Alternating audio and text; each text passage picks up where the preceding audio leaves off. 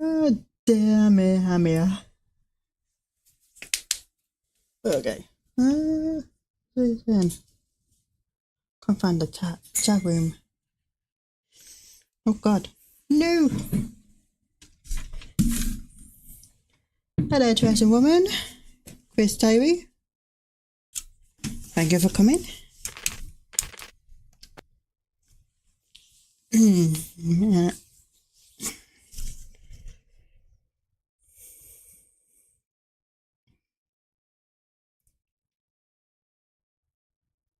No, I think this one doesn't work on my phone. Why? It flashes and then that's it. Was your phone fully charged? No, Oh. it's on 55.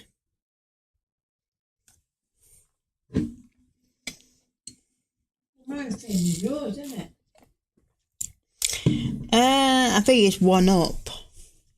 Me no. Yeah, it's the same. If I say try that one. I think it would do the same thing. No, well. I'll try it anyway.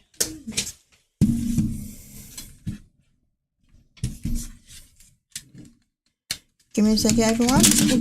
Sorry for all the noise. Don't move.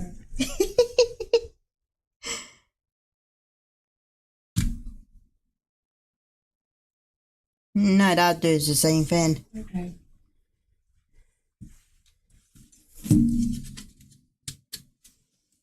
Well, I say keep it anyway. Look at it, it's only $2.99. No,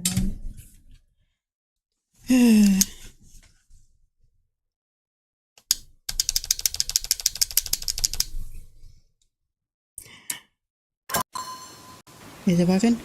Yes. Okay, we are looking for that woman.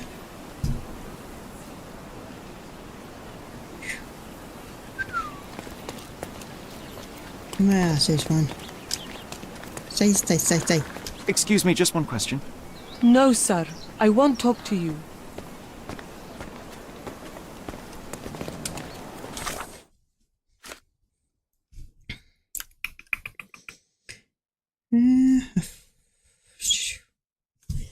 Okay. How about we disguise ourselves?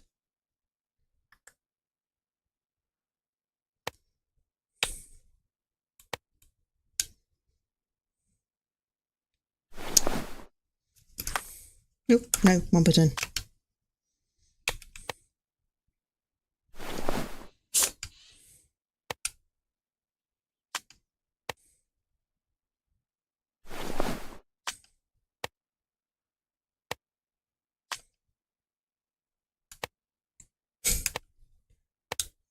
Ice cream man. Okay. I'll speak to you. May I ask for your assistance? It's a shame I can't answer your question.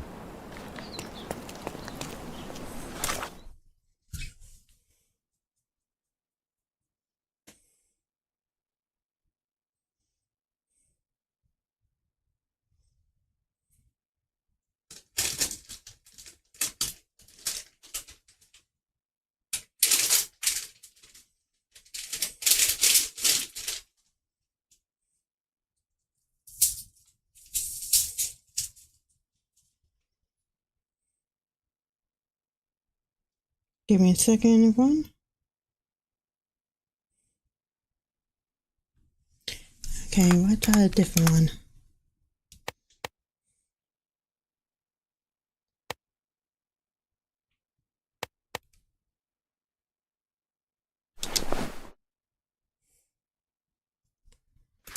Oop, why I keep pressing one button?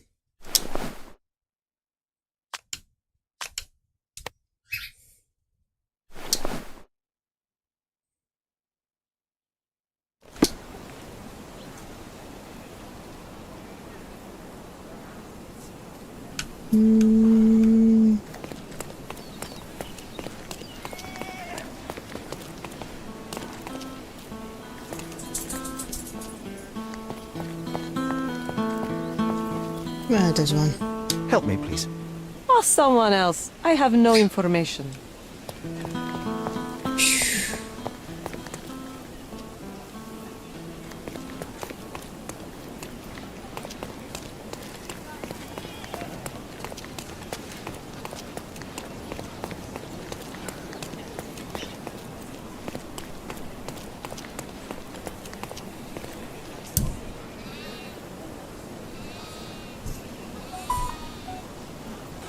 Okay. Where's the map? I'm reading. Oh, city.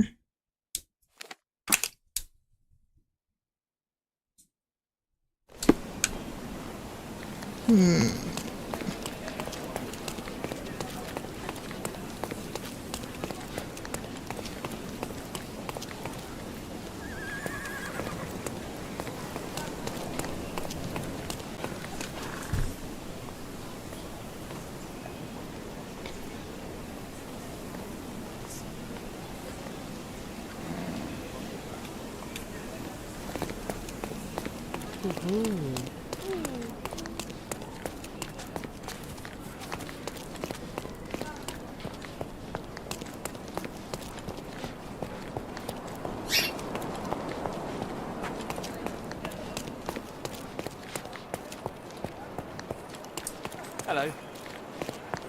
Help me, please. I would help you if I knew more, but perhaps others will be more helpful. What's up?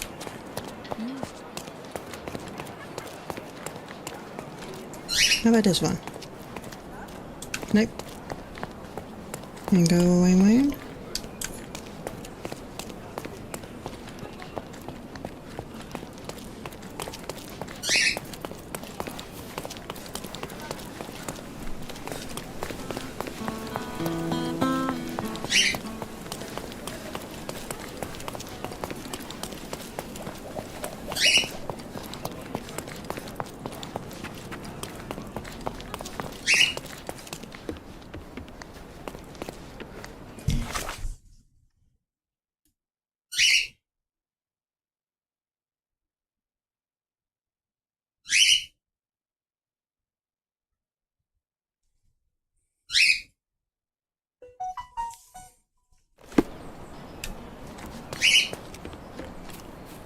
Seni görmek güzel.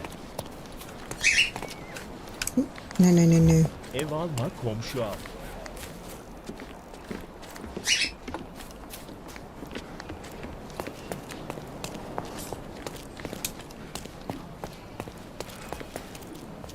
Okay, if I can remember.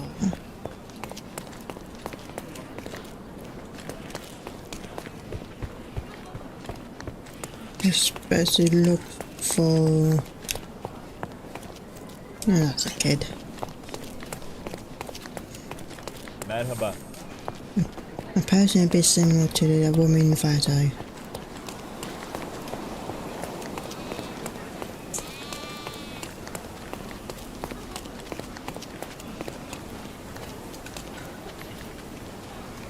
No.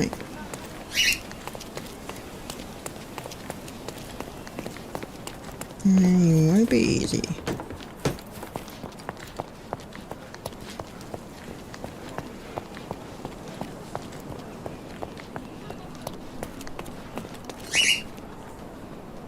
Okay, I think that's a bit of glitch.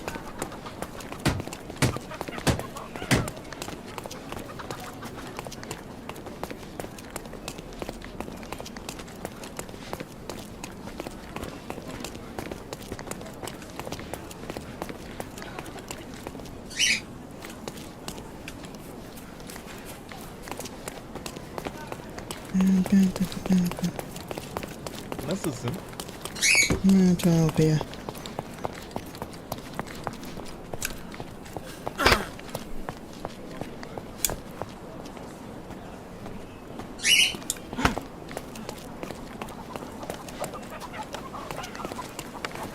No.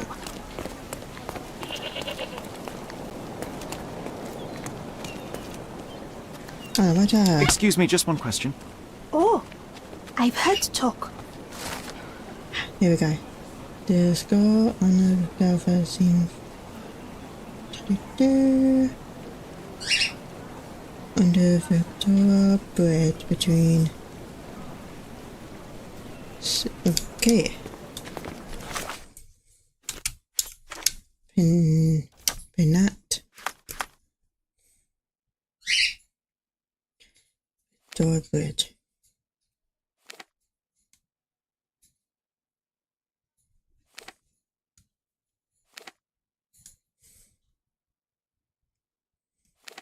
No, we just had that one.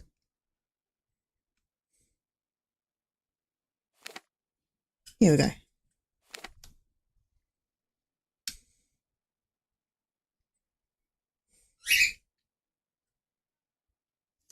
Hold on a minute. I can't even see the chat. Here we go.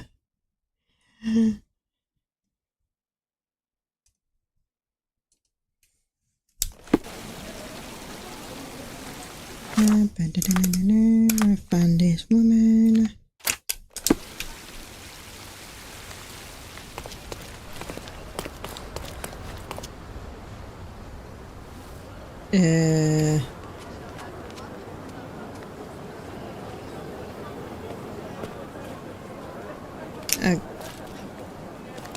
Okay.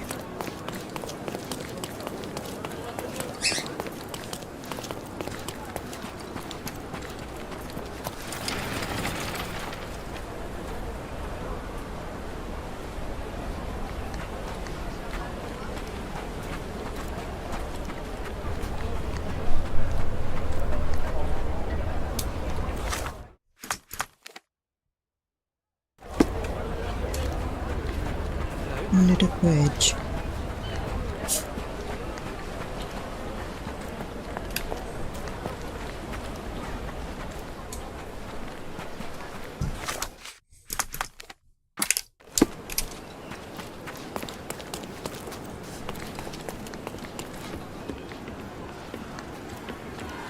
Beasts! Murder!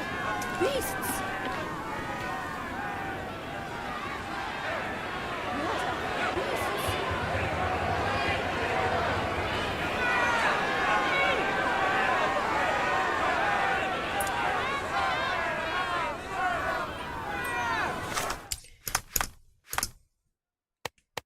Okay, we're about to know what crash. Here you go. Murderers! They're completely livid. First they come to our land, then they murder our people. Sir, this place is off limits to the public. Please state your business or leave, or I shall request that the police escort you out. My name is Sherlock Holmes. I'm a private investigator. I'm looking for a witness for a case. A private investigator? Really? Even so, you're not authorised. I can't let you in. And you are? I'm Ronald Harlow, here to handle the refugee situation on behalf of City Hall. I'm the acting supervisor here, so I have full authority here to ask you to leave, or I shall order the police to detain you for trying to pass the blockade. Please, step back. I've served. Pay your bag under the eyes.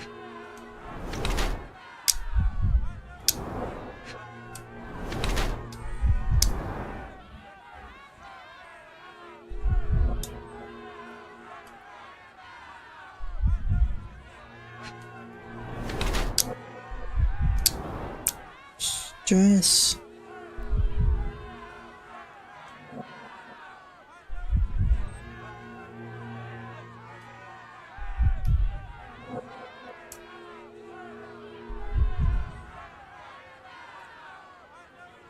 Haters.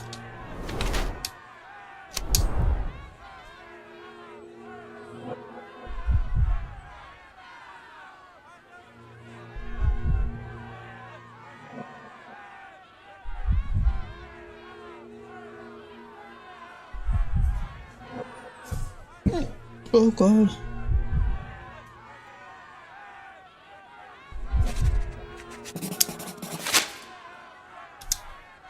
What about the murder that this crowd keeps shouting about? It's mere assumption. I assure you that the situation is under the police's control. I know you want to deal with this in the right way. You are obviously a professional and a responsible person. but you clearly have never handled a situation like this before. I am handling it, Mr. Holmes. Don't question my capability here. And tell me how you do it. You can't even calm this gathered crowd, and as for the police, they're not quite managing it either, are they? You consider yourself a problem solver, but until today, you've been solving problems sitting at your desk in a dark corner of a city hall room. Here, you need a more practical approach. What are you driving at, Mr. Holmes? I need to find my witness. I can't help you.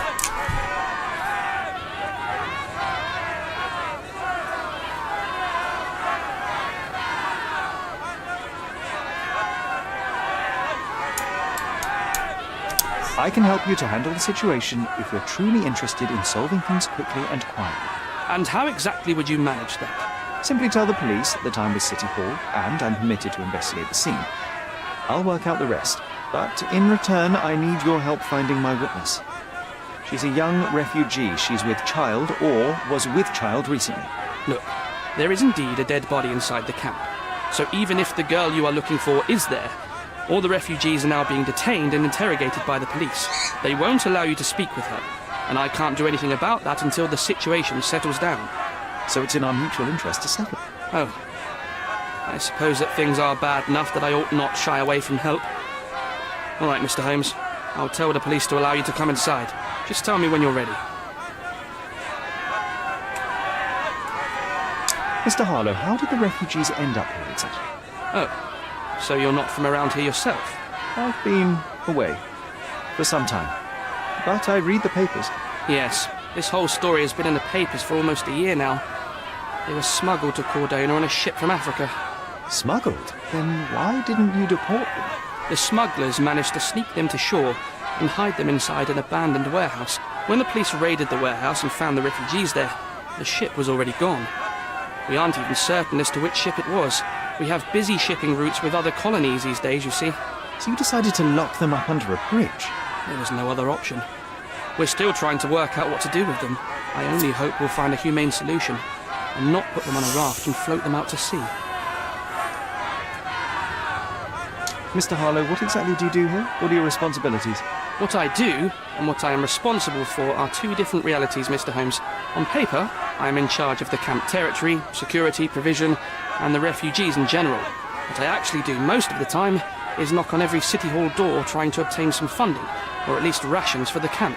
The police here on City Hall's behalf too? They are, minus those who came here after the body was found. The governor won't let the refugees disperse into the island, so there's a significant police presence guarding the camp. Naturally, they answer directly to the police. I have some influence here, but I'm not their direct authority. Okay, we're I'm ready. ready to take a look at the scene. All right. Go inside the camp and find Inspector Tewkesbury. He's the officer investigating the scene. Tell him I sent you. Say you're an independent expert from City Hall. He'll fill in the details for you. I'll find my way with words. Thank you, Mr. Harlow. Murder! Beasts! So they keep these refugees under a bridge like proverbial trolls. No wonder the people outside are so disturbed. Where are you? Okay. Who the hell are you? How did you get in here? Mr. Ronald Harlow let me in, sir. I'm Sherlock Holmes, a surveyor of refugee affairs with City Hall. You're Inspector Tewkesbury, I presume? A surveyor? What does that even mean? In short, I've been sent to conduct an extensive report on the incident for the Colonial Office and to assess all the damage inflicted on state property. Got it. Another paperworm sent to count money and get food for archive mold. Go on, look around, but don't make yourself too at home. As if I didn't have enough problems before you appeared. Could you first tell me what happened here? What happened? People from the bridge above the camp heard a woman screaming and saw a mass of refugees attacking a man. Clearly not a refugee. When the camp guards came by, the man was floating in the sewage canal with a knife in his chest. Bam. A murder. Big news for Cordona. I'm sure. Thank you, Inspector. And none of the refugees were harmed? One fellow was cut. He's lying over there near their kitchen. He's in a bad way. You mentioned a woman screaming who attracted the bypassers on the bridge. Was she harmed? No, she's all right, but perhaps the whole debacle started because of her. She started wailing and the refugees stood up for the girl. And where is this young woman now? Back there in the shacks, same as the rest of the refugees. She's been questioned by my men, but she's just some refugee girl. Can't understand much English. Did you learn anything about the dead man? The fellow looks like a thug. I've had dozens like him fished out of the sea over the past 20 years. Ever since these refugees arrived, there have been people on Cordona with bad blood in them. My best bet is that this thug had something against them too. And no clue as to his identity? He had some items on his body, but nothing to indicate who he was or where he was from. I think I should catalogue his possessions in my records. Go on. They're on the table near the body. Do you have any suspects yet? You're joking, right? I've got a whole camp full of suspects. And if you ask me, this bloke had it coming. Better bury him and forget about the whole thing. And now there's a crowd gathered at the camp, and my superiors say we must thoroughly interrogate the refugees. At least those who can understand any English. Do you believe that your superiors wish to get rid of the refugees? I think that both our superiors would rather keep the story quiet. Since that's an unaffordable luxury now, they're looking how to protect their public image. That's why I have to waste my time waiting for my people to turn every stone and befriend every refugee. Yeah.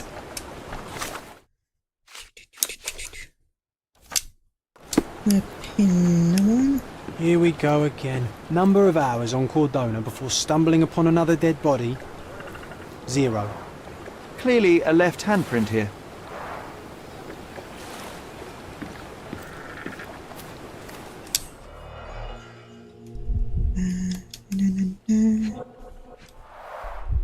A fresh crack, as if the crate was hit recently.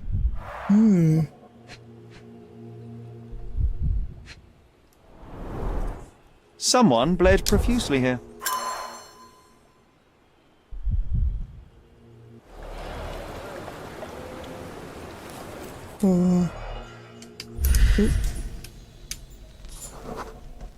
A furrow in the ground. A blood trail leading to or from the canal. I said 2.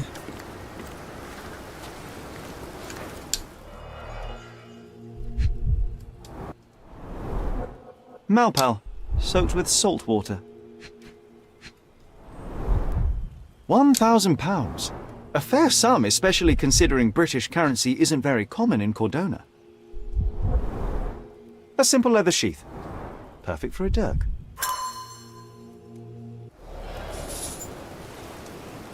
Okay. I don't know what that is for you. Excuse me, just one question. Nothing I can tell you, sir, but others might know more.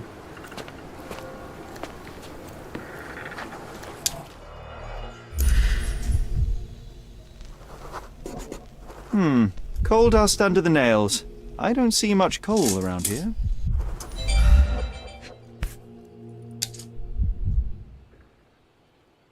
Yeah, going around. Oh god.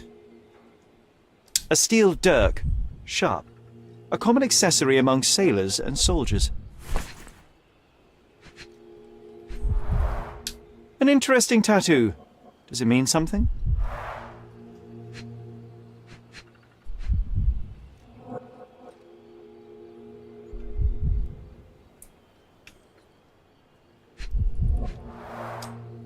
Heavy boots, with one sole far more worn than the other.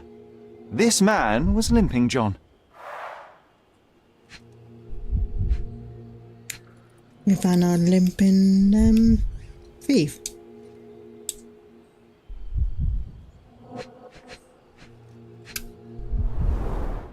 I'd say the blade penetrated upward, however the wound is too messy to be certain. A violent death.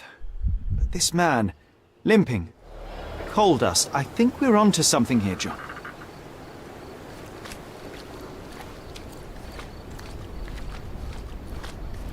If they find out about the passage, everything will go to hell.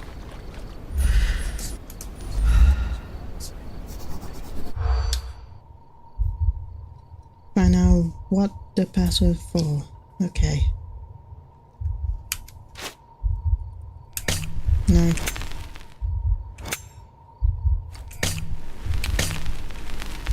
money. Oh, thank God for that. Nobody will know anything if you keep your bloody mouth shut. The coppers smell fishy here, Sherry. Perhaps we should sniff around in the camp a little more thoroughly. Sherry, just look at this. Living quarters in a sewer. What kind of a genius bureaucrat came up with this idea?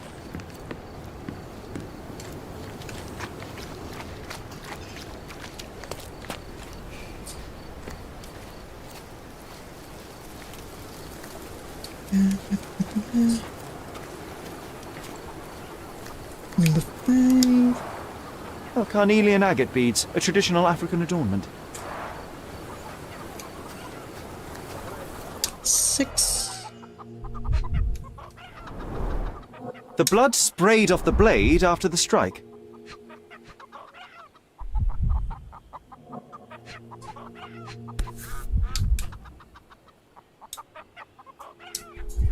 No hint of blood or impact. It might have been used as an improvised weapon.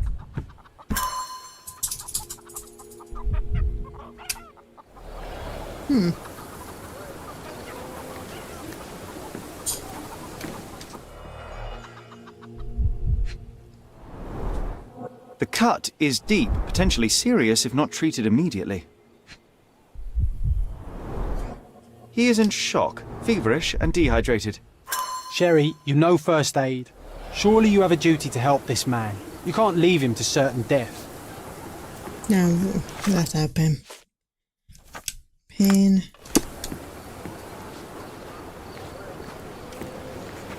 There you go.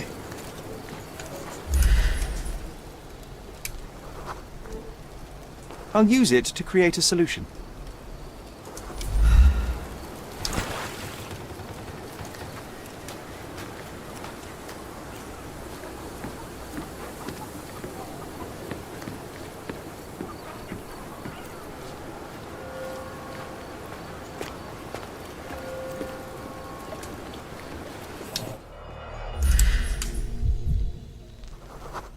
Size 9. Police boots. Always a man's footprint. Just 10. 9 A heavy here. boot with a worn-out sole.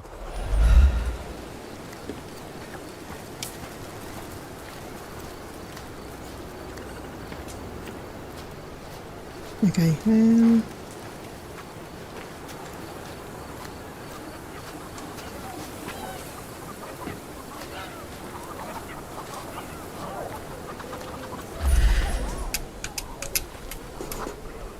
That will kill, not save him.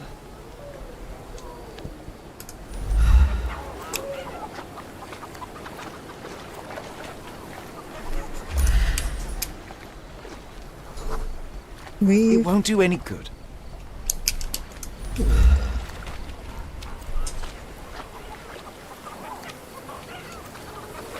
The refugees have been detained and will not leave until all the circumstances are clarified. Okay.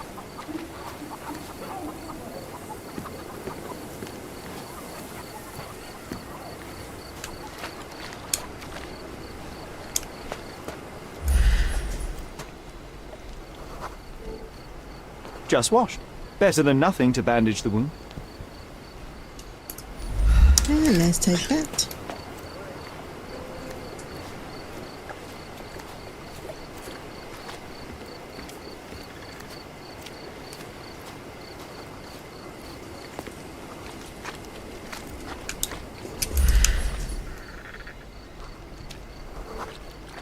I'm afraid these leaves can only be added to tea.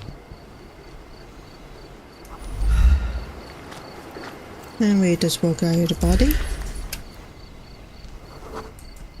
I can use this to stop the infection from spreading.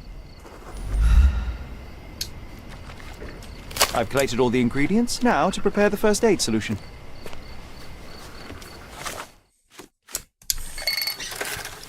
And let's save this bloke.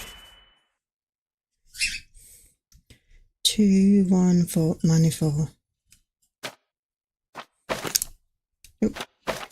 So we'll do you first. And you.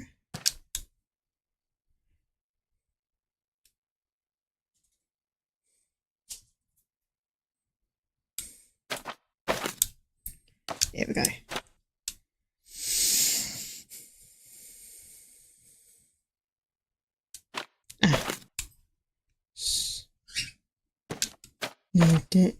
No. One down to that one. That to that.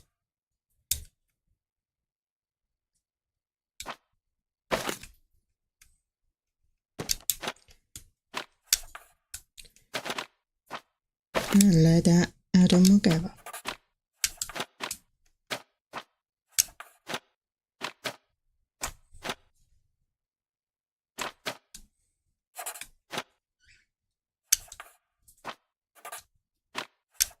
Oh, God, no.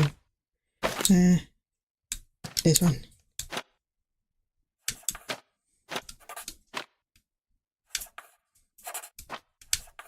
And confirm. Yay!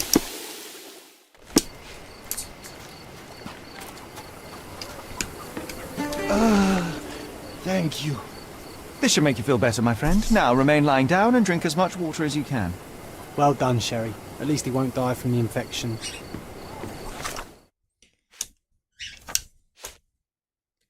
What's going on? Add a can.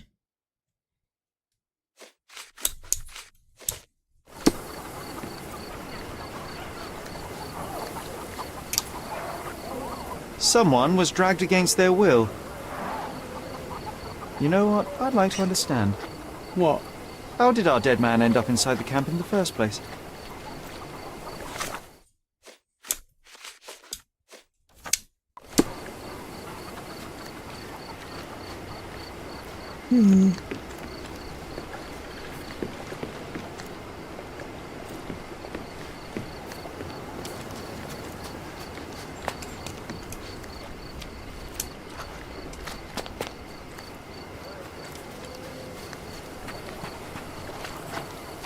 Oh, here we go.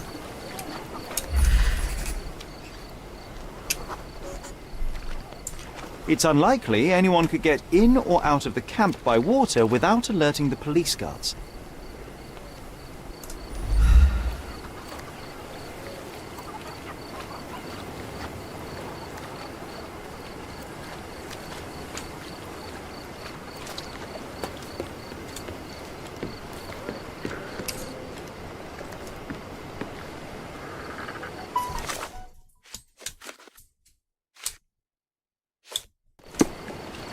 Hello, Lucy. Thank you for coming.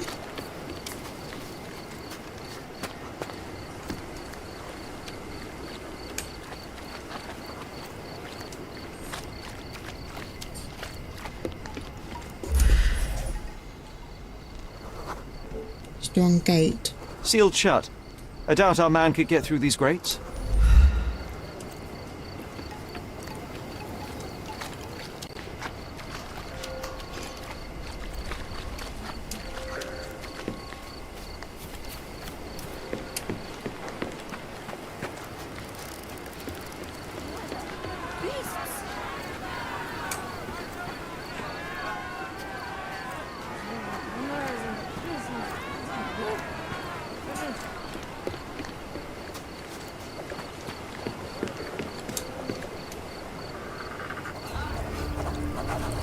I didn't mean to do that.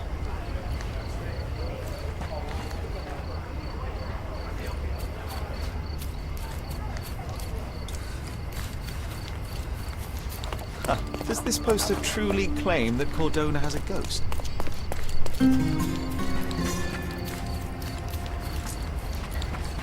We can't do that after redoing this case.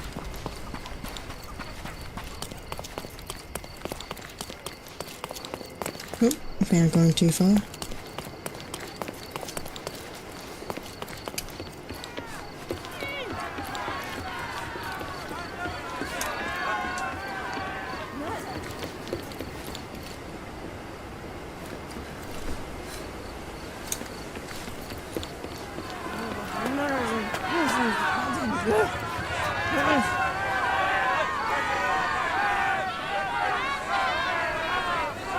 That's right, there wasn't there.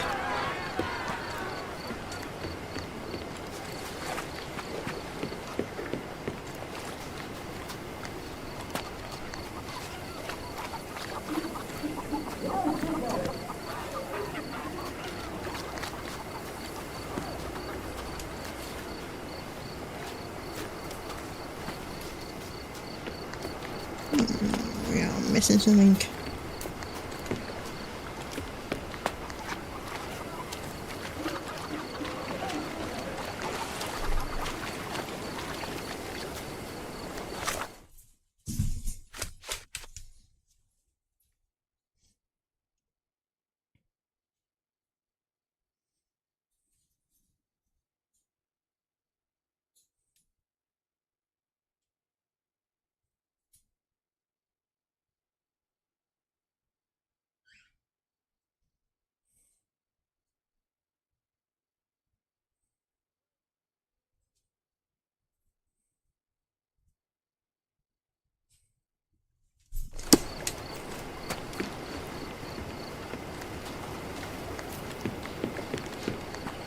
Oh, no. Ladders. No, it's too short for these walls or cliffs.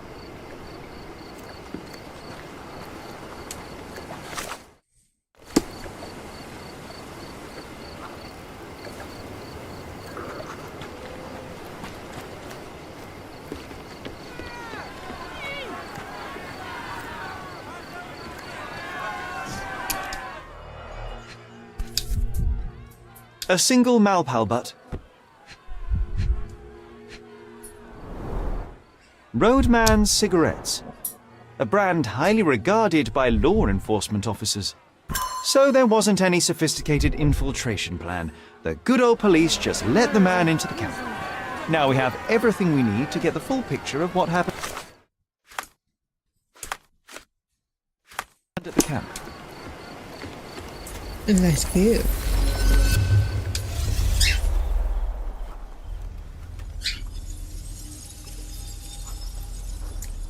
Okay.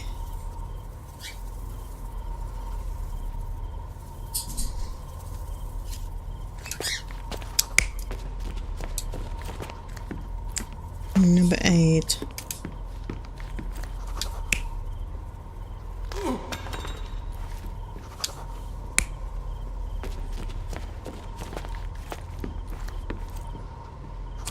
No. Oh, I don't know, but no.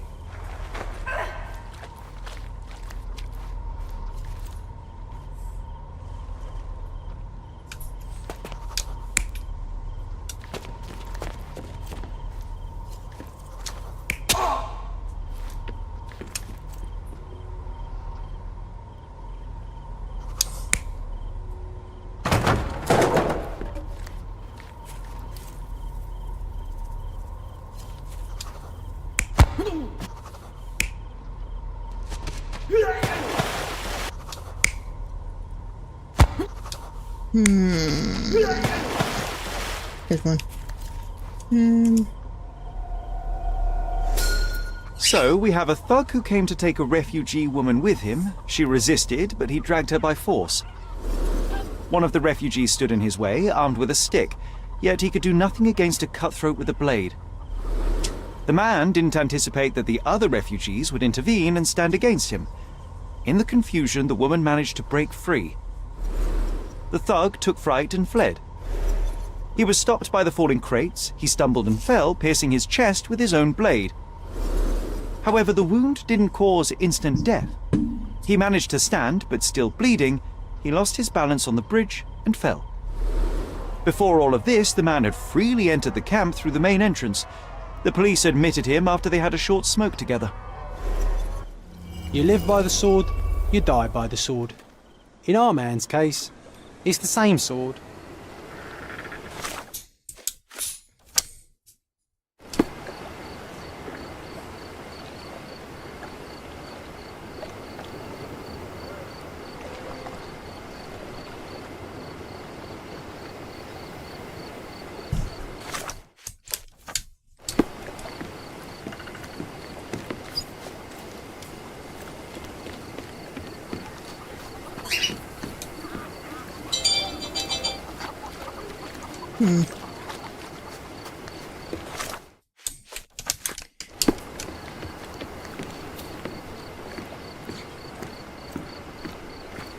You still here?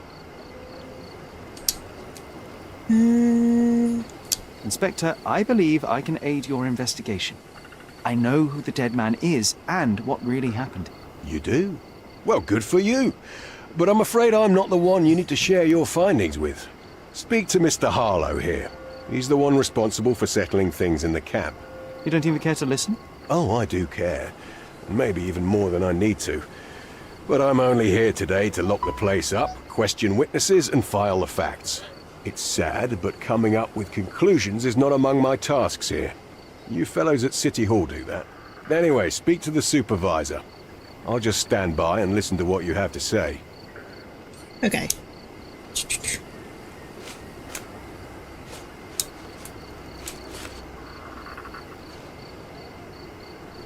Go and bother someone else with this, son. Go and bother someone else with this, son. I've already told you all I've learned. The guards at the sewers were speaking about taking refugees out of the camp. Do you know anything about this, Inspector? Less than you do, obviously.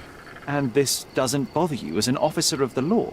I can neither punish them nor put them on the right track, if that's what you're asking. Maybe your friends at City Hall could do something about it, but I seriously doubt that.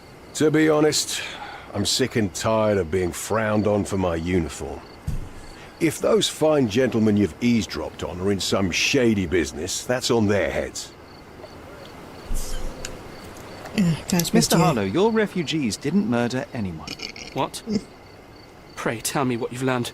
All right, listen carefully. This might solve one problem for you, but will create a few more. Oh, well, that's a great start. The man came to the camp intending to kidnap one of your refugees, a woman. What he didn't expect was that the refugees would stand up to protect the woman. A brawl had broken out. In the chaos of it, the man stumbled over those crates and fell on his own blade. How do you know he fell on his own blade? The wound in his chest was inflicted from an unusual angle. It was not an offensive stab, shall we say. The refugees didn't touch him. And judging by the blood at the scene, the intruder managed to raise himself but was unable to walk very far. He ultimately fell into the canal. But how did he sneak into the camp? Why didn't the police see him? And this is where your new problems emerge, Mr. Harlow. What do you mean? You're not a dull-witted man. You know what I mean. There is no feasible way to get into the camp without the police guards knowing of it. The pile of mess I had to sort out has just become bigger, but somehow that doesn't surprise me. Anyway, I thank you for your help, Mr. Holmes. I'll take it from here. Meanwhile, I'll make sure the police aren't detaining the refugees any longer. You can go back in and look for your witness. You think one small clerk can make any difference in this place? Who knows, John? Just one ill-fit...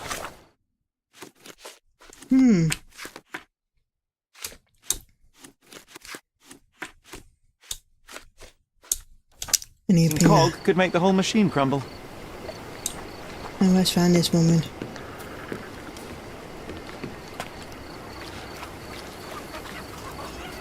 You're the one who tended to our man's wounds.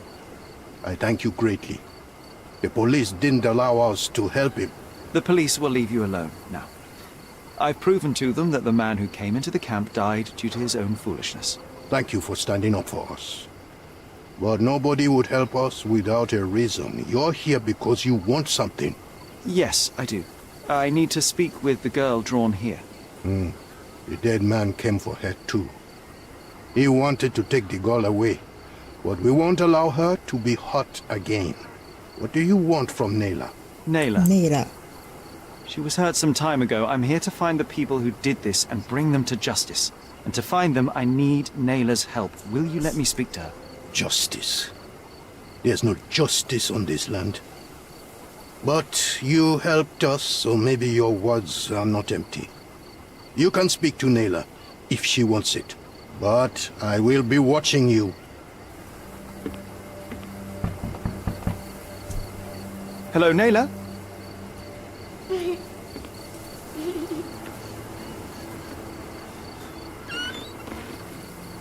My name is Sherlock. I know someone hurt you. I am here to help. I'm trying to find the people involved and bring them to justice. Please. There is a photograph, and I'm sorry, it is terrible, but I simply must ask. Where did this happen? What can you tell me about these people? Christ, Sherlock. Nayla,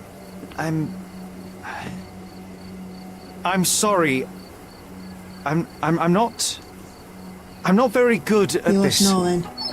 You Yeah, come you here were. for me, but you are rude and cruel and condescending. A cross. The man had this cross. Now go away. Leave us be. I do not need another white man's help.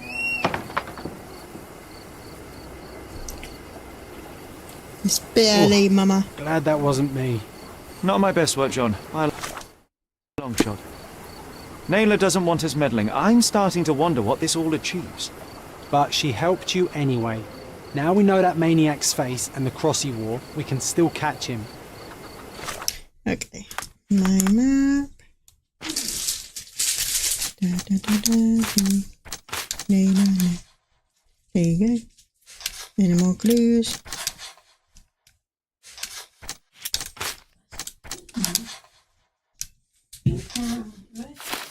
Oh.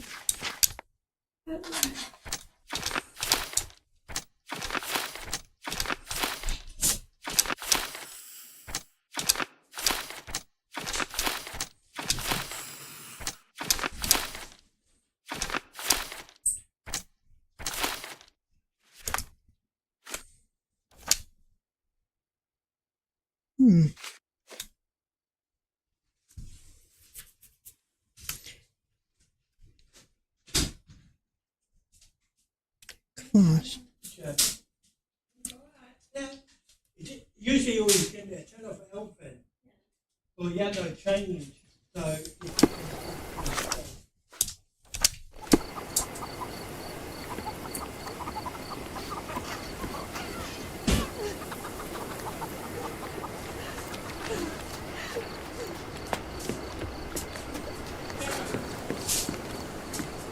I owe you a lot, Mr. Holmes.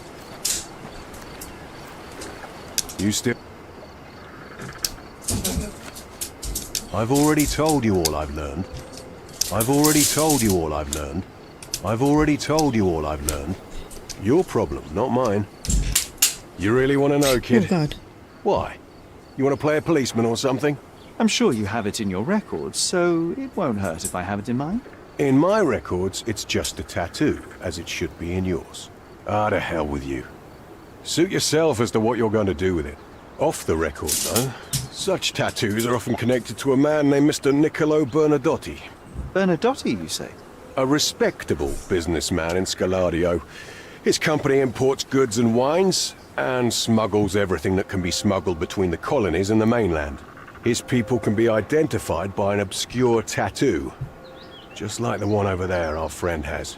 But these are all merely rumors, you see. If Mr. Bernadotti was a criminal, he'd be in prison now. Or hanged, right? You're disturbing a hornet's nest here, son. Okay. Oh, God, I can't believe hiccups.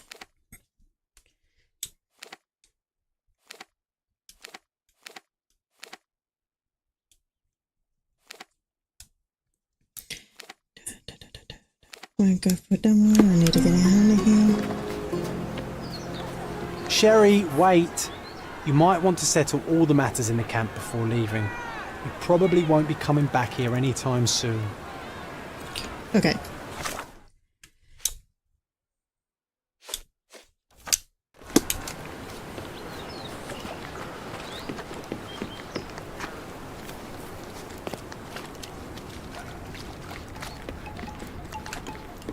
Can I ask you a question? A solid question, sir, but I don't have the answer.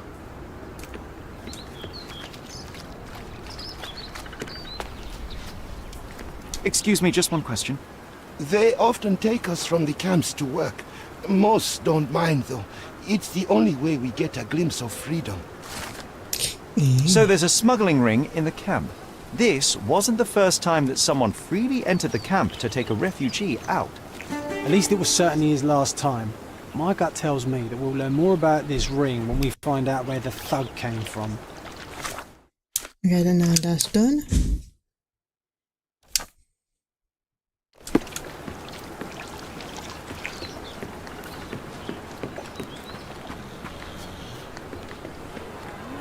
There are still matters we can settle before leaving the camp.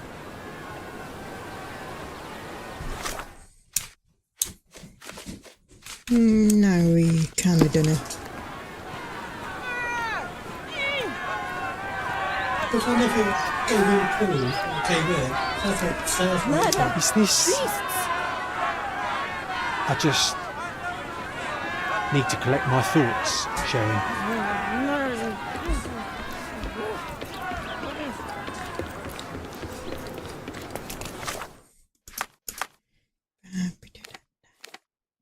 City Hall, we need to go there. 18 news.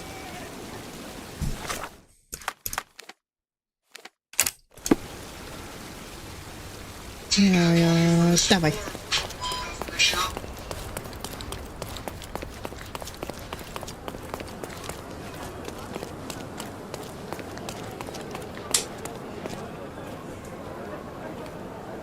Wiecie,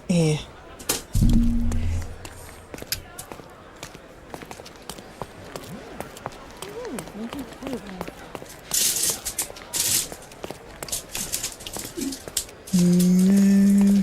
There you go.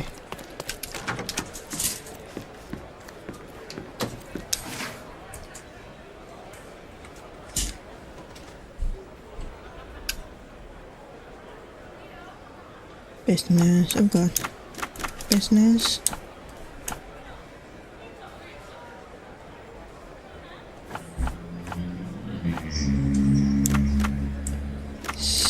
Someone in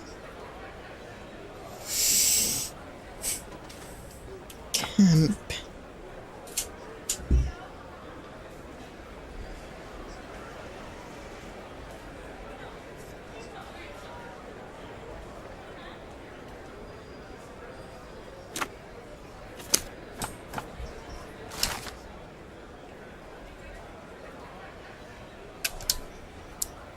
What a lovely man this Bernadotte is, eh, Sherry? Can't wait until we get to meet him. Next one is this one.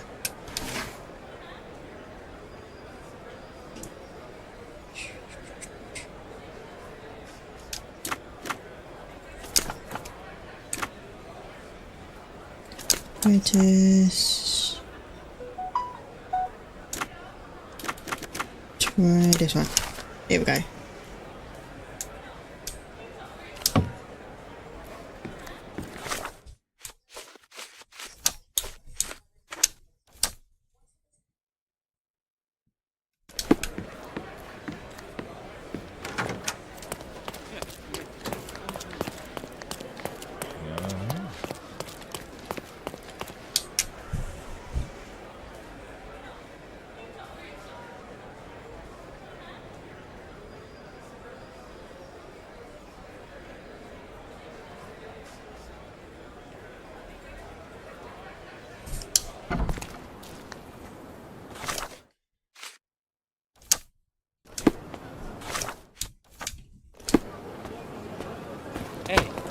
Oh, it's moaning.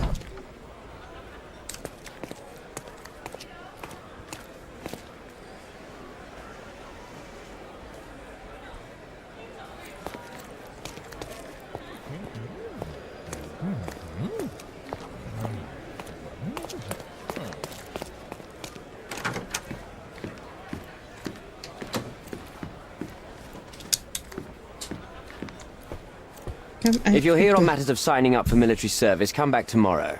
Our department needs to straighten out some business.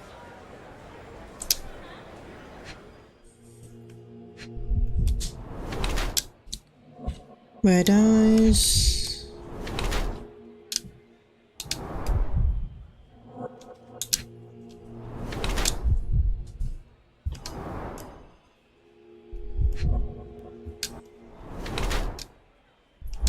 Red stain.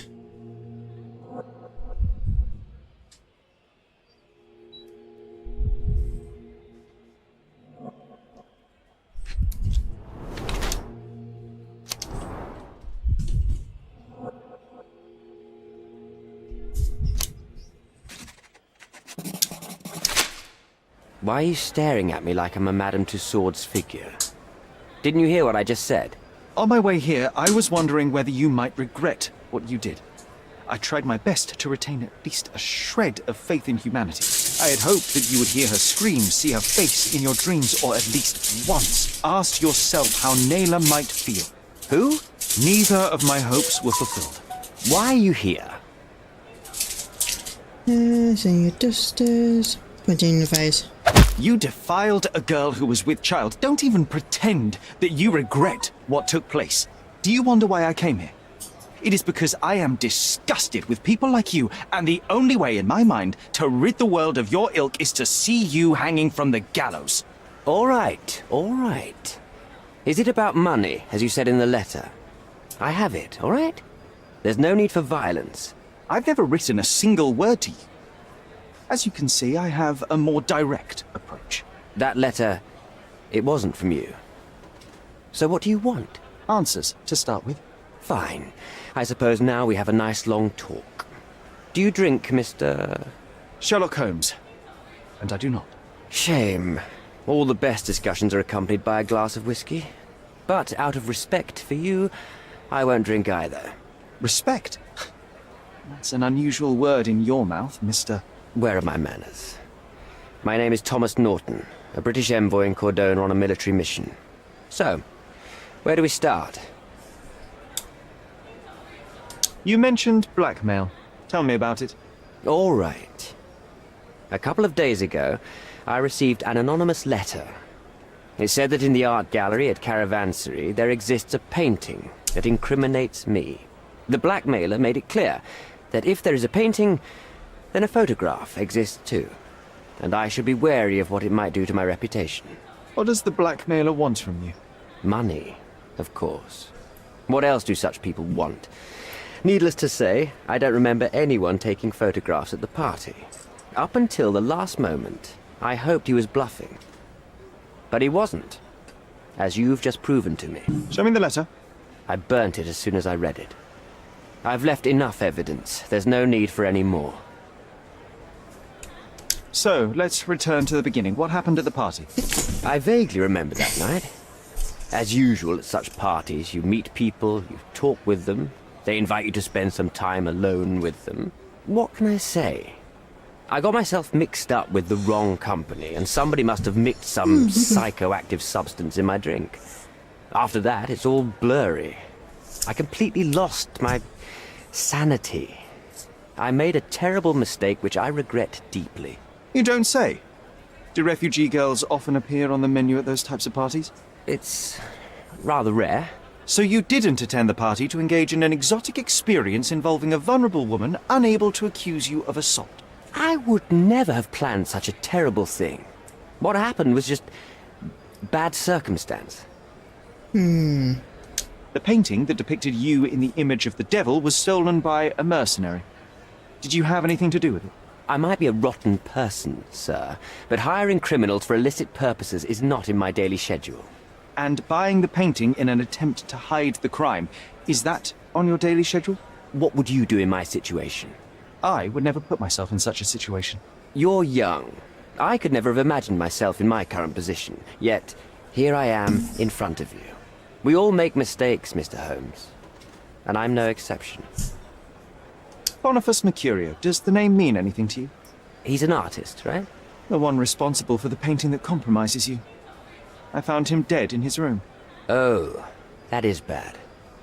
Wait, you don't think that I have anything to do with this? You had motive to kill him. Maybe I did, but listen. I know how this looks, but murder? That's on another level. I had thoughts that this Mercutio... Mercurio? Well, him, yes. I thought he could have been the blackmailer. But I was too afraid to make any hasty decisions. There were plenty of ways to fail by making a move, so I chose to wait. To see what he would do next. You have to believe me.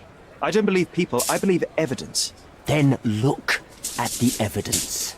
Mr. Holmes, I've built my entire career on hard work and uncompromising dedication to the Crown.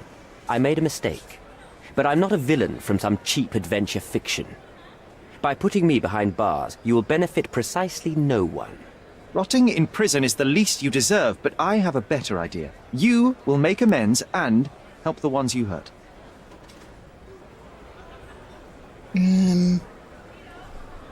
Which one's the Jews?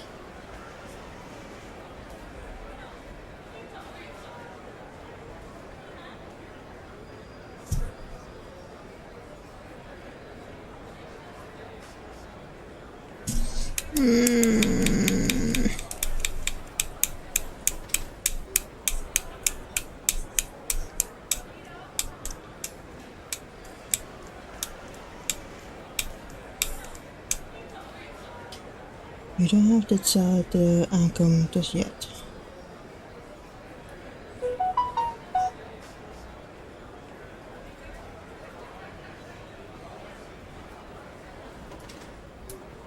Alan, sorry everyone. I am sorry.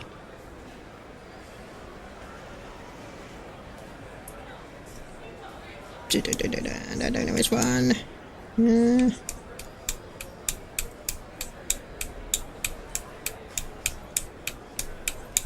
Okay, Naylor deserves the very utmost of what you can do. Help the girl? I can't risk the press paying extra attention to her. I will do anything except that. That's not all.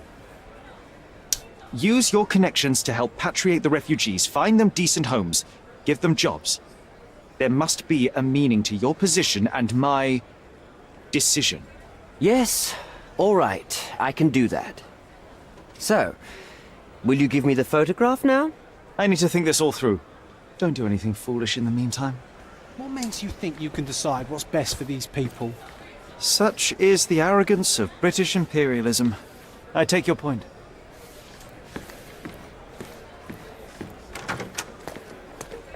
Hold on a minute. Easy, happy. Find the file. So quick that I couldn't imagine how hard sound. Oh god, no, LT.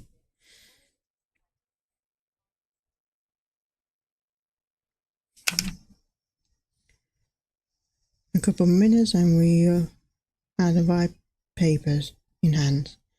I'm over it take longer. Okay. 9.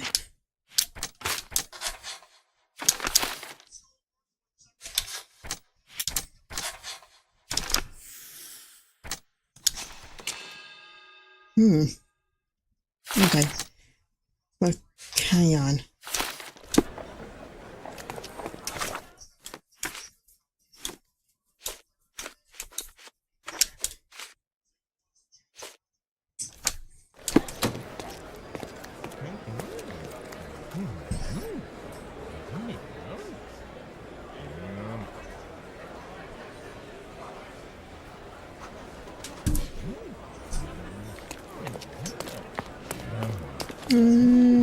This way.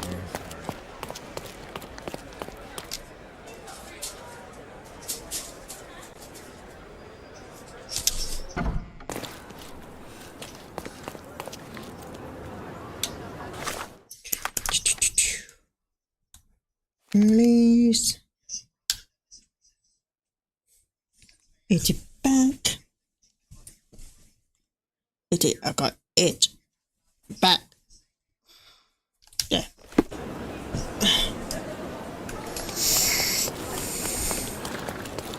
Hey, he's even been putting up posters.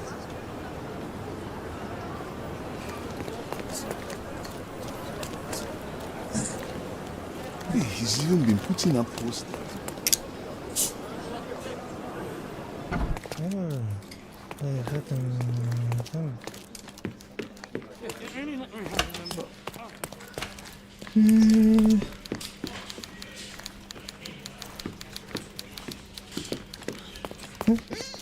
Oh god.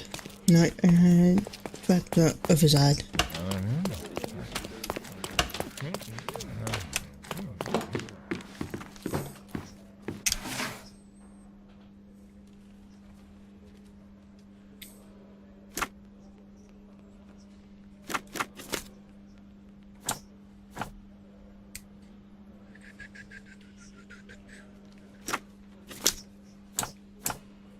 Evidence.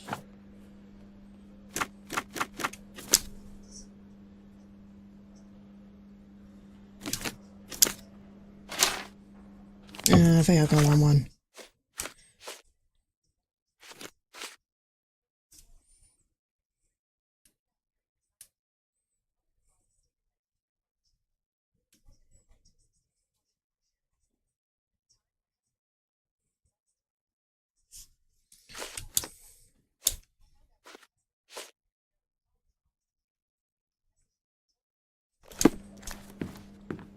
Okay, we're just getting out of here.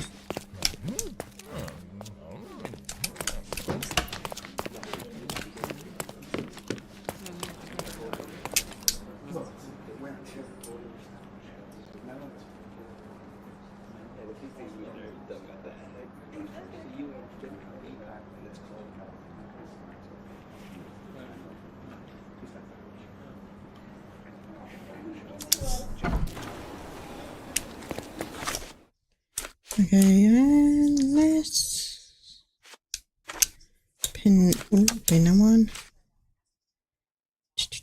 Southeast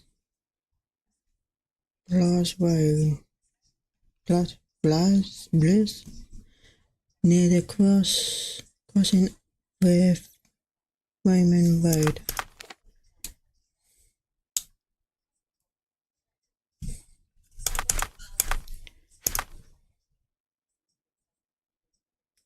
Okay, let's so right here.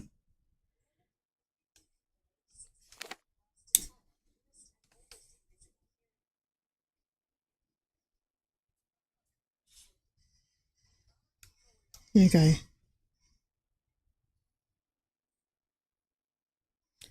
So Rain Road. So right here.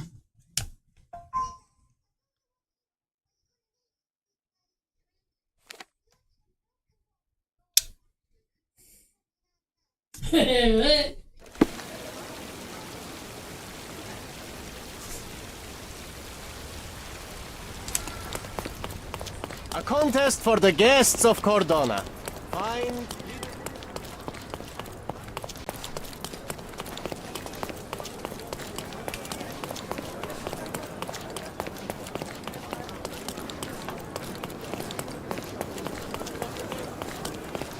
Not bad.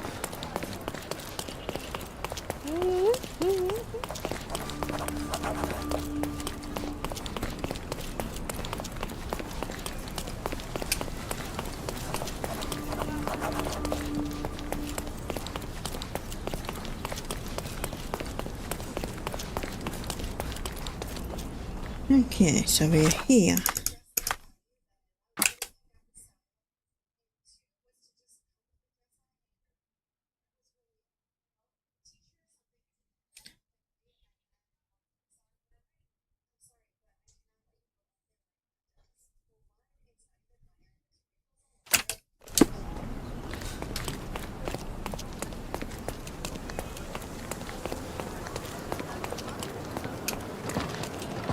It seems they're not expecting guests. I won't wait for an invitation, John.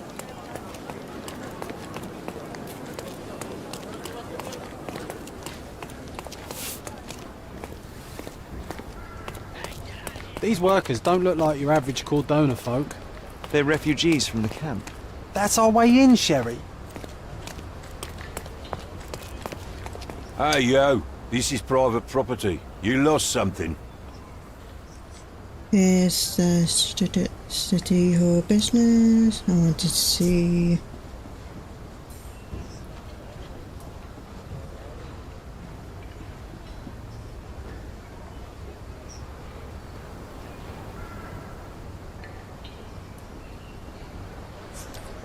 We'll go that one. My name is Sherlock Holmes. I'm investigating a robbery, and Mr. Bernadotte may be just the man to help me with... You're a copper? I have nothing to do with the police. Mr. Bernadotte isn't seeing anyone. You have 3 seconds to walk away, or you'll never walk again. Capito? It's in Mr. Bernadotte's best interest to... 1. I don't know where hit him. I did try to resolve this peacefully. Okay, here we go.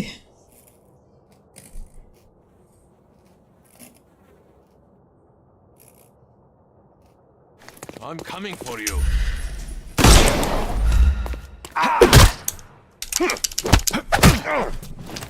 Don't bother moving. You've lost.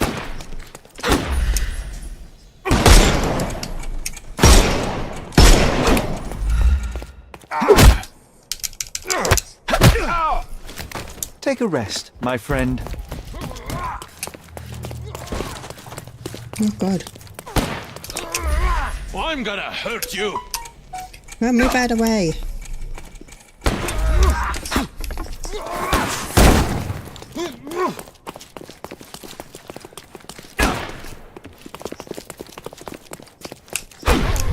Oh God. The snuff's ready. I forgot how to do it.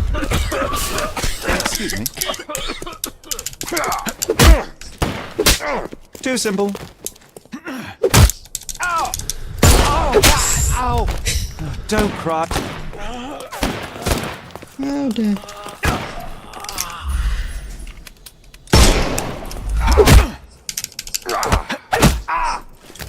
Too simple. Give him the pepper snuff. Oh dear.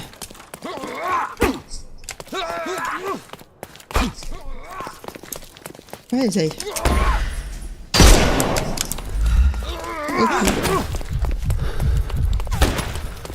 Dodge this!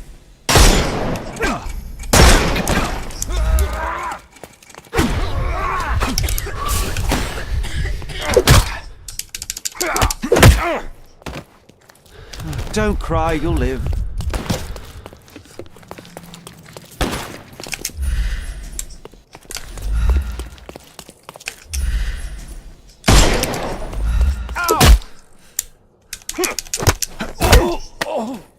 Too simple. It's one more person. Oh God.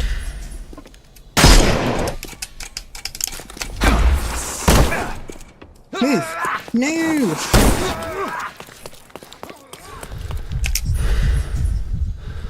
Oh God.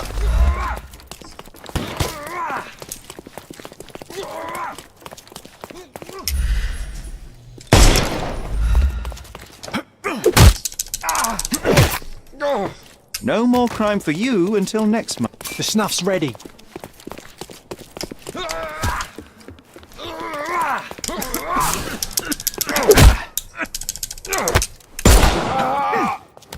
Take a rest, my friend.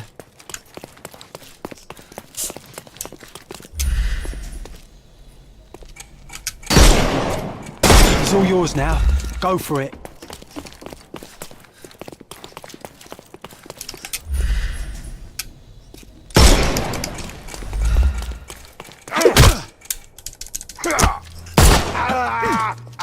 Don't bother moving. You've lost.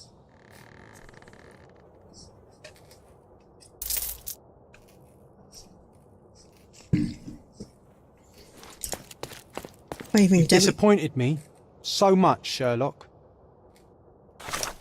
Why? No matter how tough the enemy is, we all find a way to defeat them. Oh God.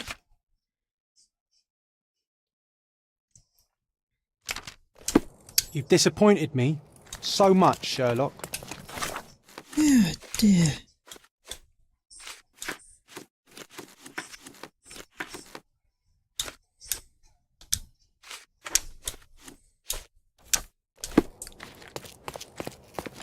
Sherry, look! This seems familiar. Let's see what's hidden there.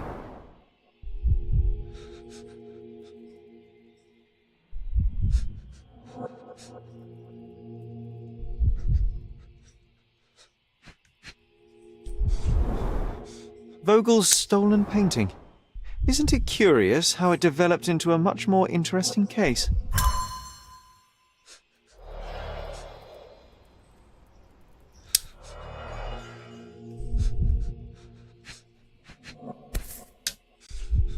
A Dogon statue from West Africa. A century old at least.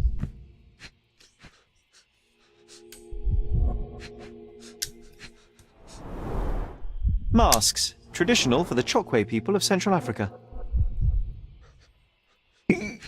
Copy hiccups. VH Grindley Flow Blue tableware. This is what lies behind the facade of Bernadotte Company Limited.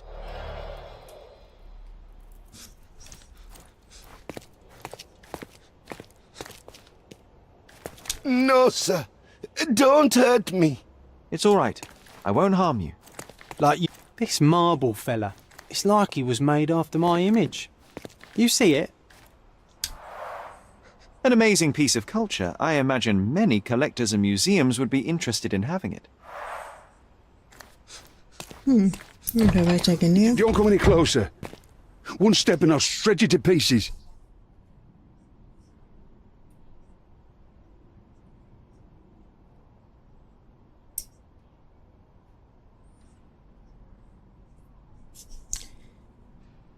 No one will find your body.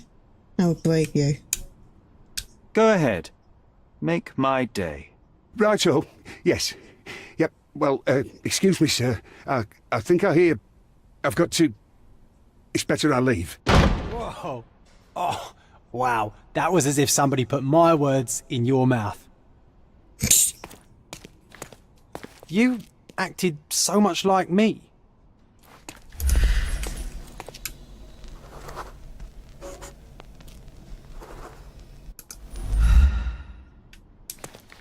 Okay.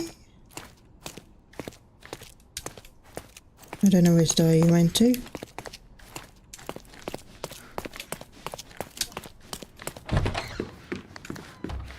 This is it. This is where all the magic happens.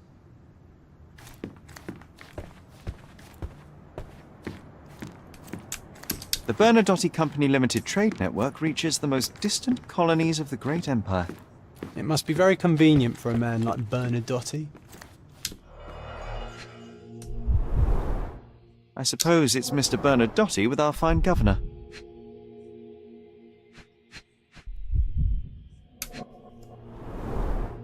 (1875) was taken a few years back. John, how many people in Cordona have a photograph with the governor, do you think? You definitely don't have one. Please don't shoot me. I have a family. Yeah, we ain't going to see it, yeah.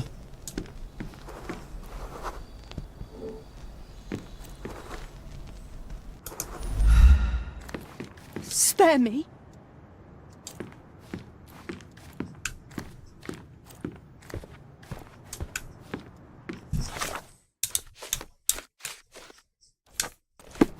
Spare me. So, you've cut through all the guards just to talk to me. Then come here, and we shall talk.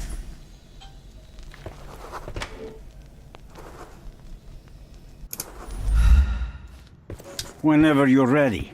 I'd hate to intrude.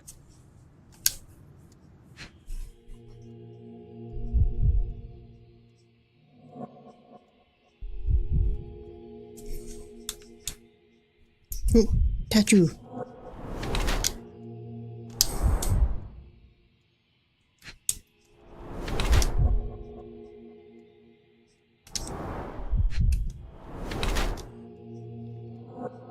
Damaged skin.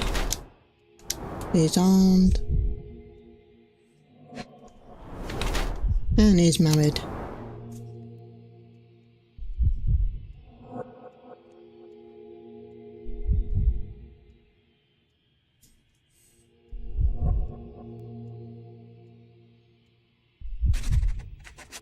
I'm gonna do that one. Sorry. Bad news.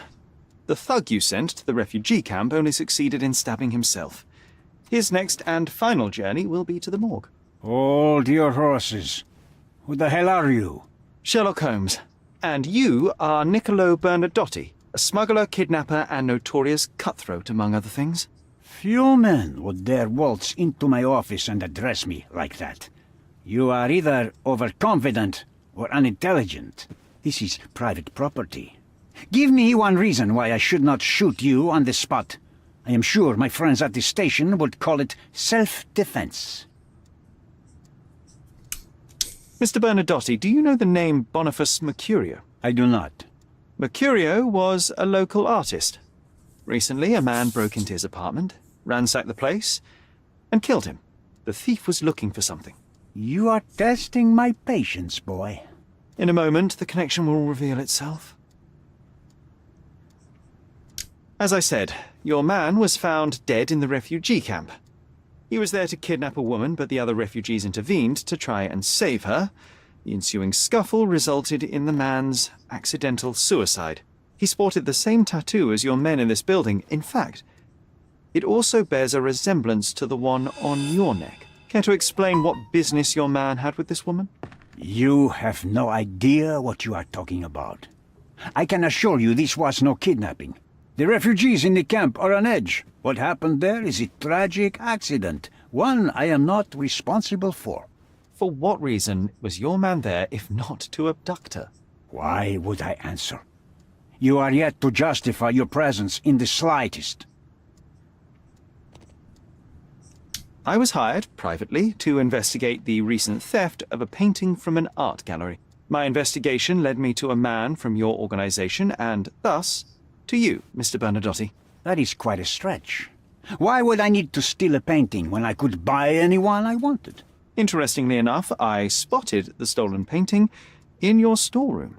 I buy and sell a lot of things, Mr. Holmes. Unfortunately, if this is true, it is not the first time I have been sold stolen merchandise. I presume you were hired by the owner of the gallery.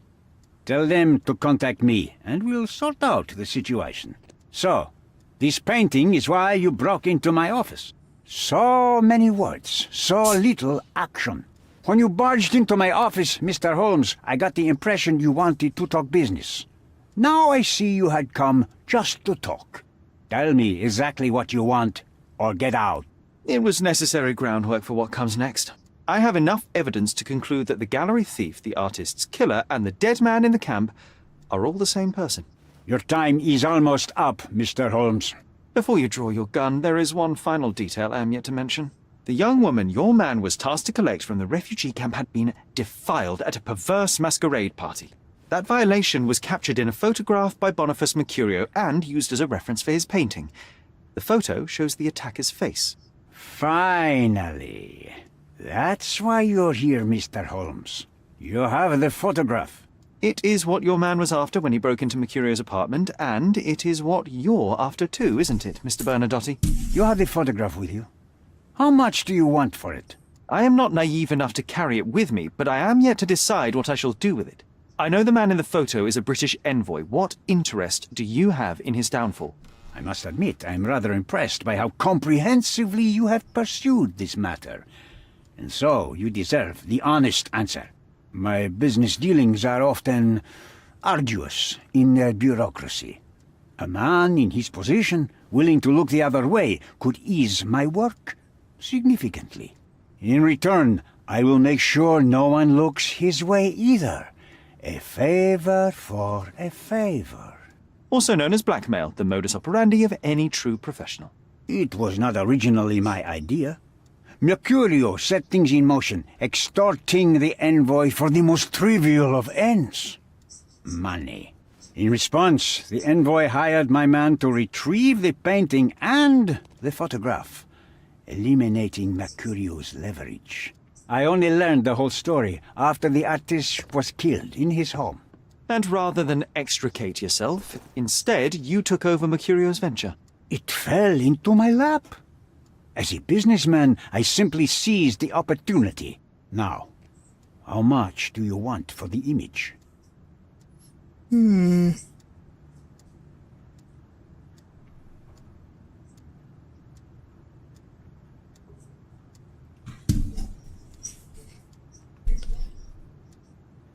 I say I give it to you, the photo.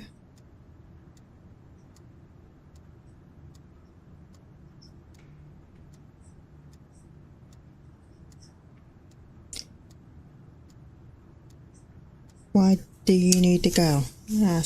Why did you send your man to remove the woman from the camp? Without a photograph, her testimony was the next best thing. Securing her was in everyone's interest. Victims and witnesses all too often disappear. I thought the girl was safer with us. I did not anticipate what would happen at the camp.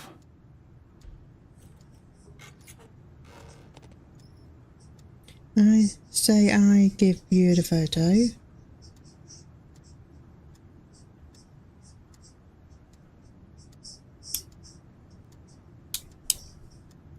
I could not help but appreciate the collection of smuggled artifacts in your storeroom.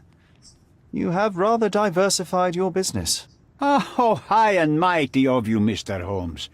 Not all smuggling is immoral. I pay generous rates to developing cultures and spread their culture to eager buyers. And furthermore, I supply many immigrants with a taste of home. A very convenient way of thinking. I have traveled wildly, Mr. Holmes. I've seen people in far-flung lands for whom my services are a lifeline. Without them, they would starve. The tax on cargo is often so absurd that it would be more profitable to simply sink your ship than dock it in the harbor. And trust me, I am speaking from experience. I saw refugees from the camp at your warehouse. They work for you. I have made certain arrangements with City Hall and the police. Thanks to me, refugees can work and be paid. It's a pathway to freedom. And how much do you save by capitalizing on their cheap labor? I have heard no complaints. They seem happy just to get out of that slum. Why should I give you the photograph? Just name your price. What if my price were not money? You claim to have connections, Mr. Bernadotte. Perhaps you could improve conditions for the refugees. Give them a chance for a better life. Ha! I do have connections, Mr. Holmes, but help the whole camp? You are asking too much. I could, however, make arrangements for one person. The woman who was violated will have her own home outside the camp, solely for her and her child. She will no longer be a refugee, but a princess. That I can guarantee. Is that really possible? It will be neither fast nor easy, but I can do it. She deserves it, don't you agree? And as for her abuser, he will serve me, as much as he deserves. So in your plan, everybody will be given their due. Especially you, Mr. Bernadotte. Seems like a fair deal, no? I doubt anyone could offer you better. Simply give me the photograph, and the world becomes a better place. I give you my word.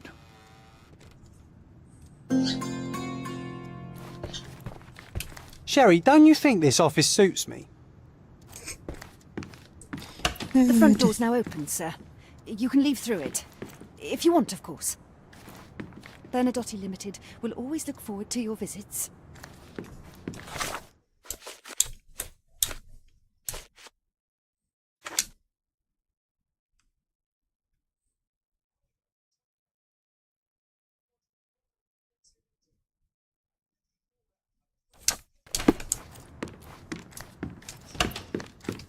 I am positive our deal will benefit everyone.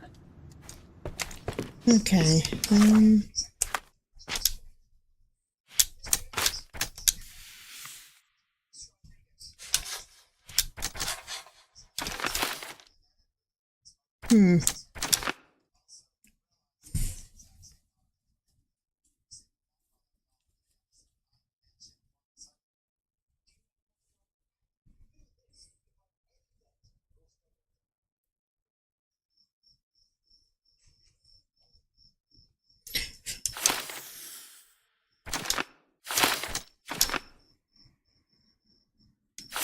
Where's the other one?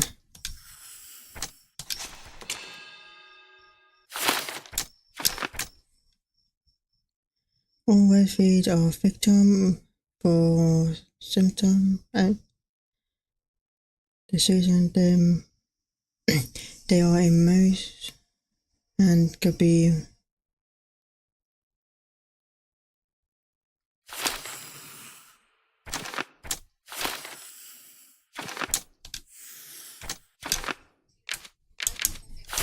hang on, let me just save the game for a minute.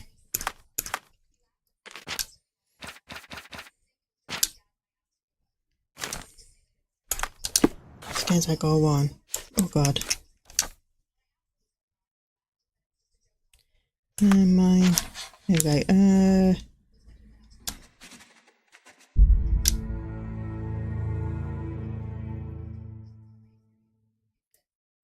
small evil for the greater good. Can overlook. Okay.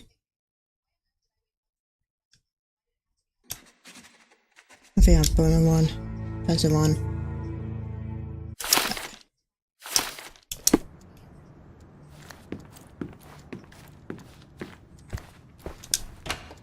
Give him the photo. If I give you the photograph, how do I know you will not come after me? Mr. Holmes, you are not a threat. The local authorities owe me favors. For all your confidence, you cannot actually harm me. Besides, I like you. And your approach to business. We are not dissimilar. Pragmatists to a fault. Indeed, I cannot ignore the just outcomes in what you have proposed. All right, take the photograph. You are a hard man to read, Mr. Holmes. I couldn't tell if you actually had it. Fear not. This decision will bear its fruits soon enough. One more thing, Mr. Holmes. Now that I have the photo, you may as well take Mr. Mercurio's painting back to the gallery. Please, send my apologies.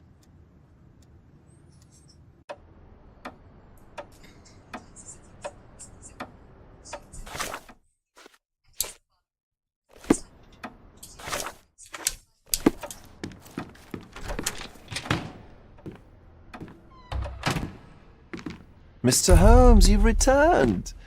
Have you uncovered anything new about the theft?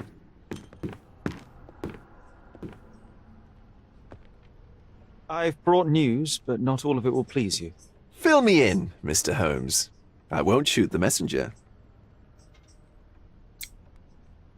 The thief is I located dead. the thief, but found him rather cold. He was tight-lipped about the painting, too. Huh, he's dead. How very droll, Mr. Holmes. One presumes you were not responsible. It was an accident at the refugee camp. He impaled himself on his own knife. Life is nothing if not cruel and capricious. I tracked down Boniface Mercurio. I presume he wasn't delighted about the situation. He was not having a good day on account of his murder. Killed in his own flat by the same person that stole his painting.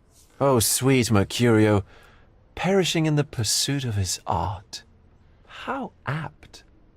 I will miss his exceptional sense of humor. What about the stolen painting? Have you located it? Yes, it's here. Splendid. I'm most grateful, Mr. Holmes. It must have been a difficult task.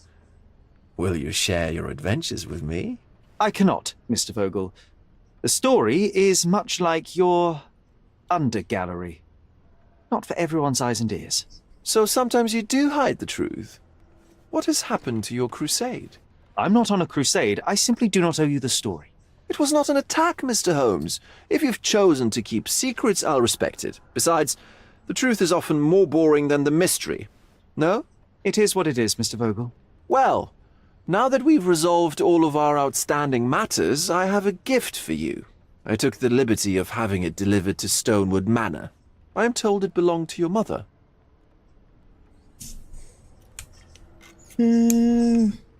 Previously you mentioned there may have been more to my mother's passing than consumption. It appears you were right. Oh dear, I'd hoped to be wrong. She was unstable, mentally unwell. She required sustained specialized treatment, but her madness persisted. I knew that Violet had disappeared from the public eye, but had no idea of her suffering. I cannot imagine what you're feeling. I'm fine. And what exactly have you sent me? Frankly, I'm not sure how to answer that. I trust you'll know. Thank you, Mr. Vogel. I am curious to see what you have procured.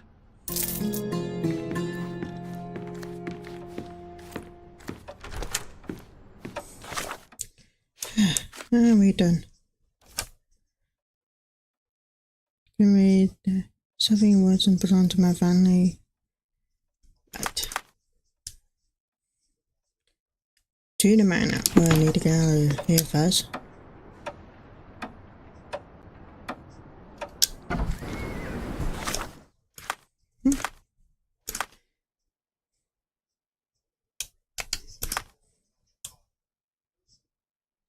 Where's the manor? Where's the manor? Here's the manor.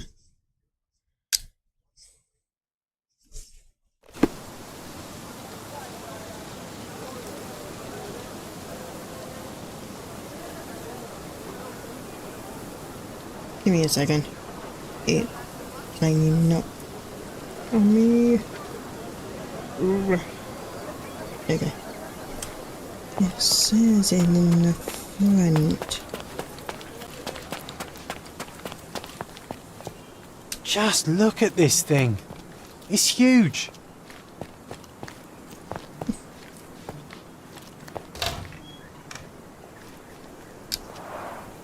It's a bizarre object, and yet oddly familiar.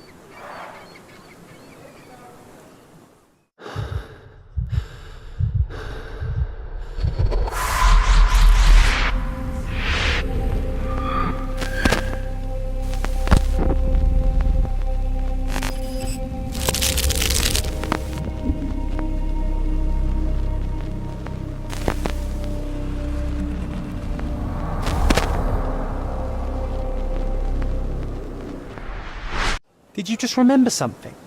Yes. A room full of curiosities and artifacts. I think I can find it in the manor. Sherlock. So, you continue to pursue the imaginary. I had hoped you might have got all this out of your system by now. Mycroft, what are you doing here? Get out of my house. It's my house, actually. I've come to bring you back. I have no interest in returning, let alone with you. I know you lied about Mother all these years, claiming she was merely ill, but she was unstable. She never had tuberculosis. She was not recuperating, but mentally deteriorating, and you never once thought to tell me. How dare you? I shall not indulge this petulant tantrum. You can just tire yourself out and then slink back to London with your tail between your legs. Just tell me everything. I'm an adult now. Show me the basic courtesy of an explanation. You know I will find out eventually. The goal was stability, and that's what you got. The right thing for everyone was to try and move on from her passing. The consequences of one's actions determines what is right or wrong. Yes, exactly. The ends justify the means. After leaving Cordona, Sherlock, you had a normal childhood. In London, I was able to support you, guide you, shape you into a fine and productive young man. You have so much potential, so much to offer society. But that's not the end. Now I found the truth, and it has shattered everything I knew about her, about you, and about myself. I feel unstable because of you. Your actions were not justified. Lying never is. Oh, grow up, Sherlock. It was a white lie which has as much use in the realm of the interpersonal as the international. It is time you come to accept that some things are bigger than yourself. Oh, you are full of it. You like to pretend you care about the big picture, but it's just an ego trip. You like knowing more than others. You like greasing palms and rubbing shoulders with the rich and powerful. You like having eyes and ears everywhere. The fact it helps the nation is incidental, because all you care about is yourself. It's true. I have agents everywhere, including Cordona. If you weren't so damn stubborn, you'd realize that means I'm only here for you.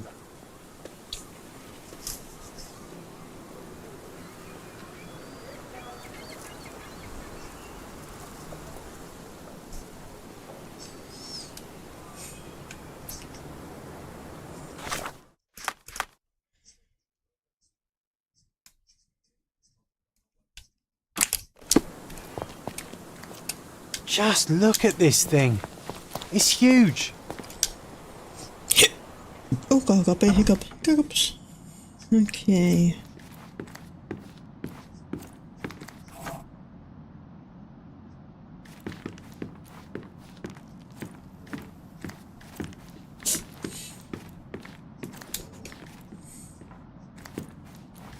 I'll beat this one. Another one. There must be something important behind it. I can feel it.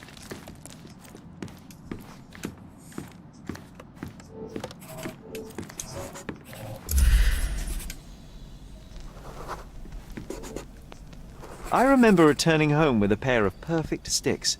We wanted to turn them into training swords.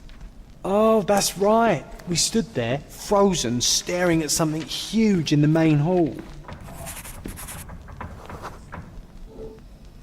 It was a giant aquarium with a living mermaid in it.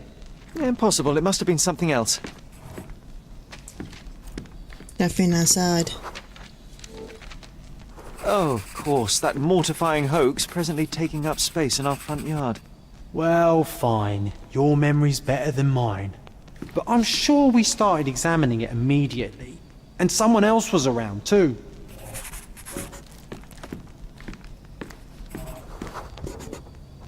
It was my mother. She asked what I thought of the artifact. You were really concentrating and holding something in your hand.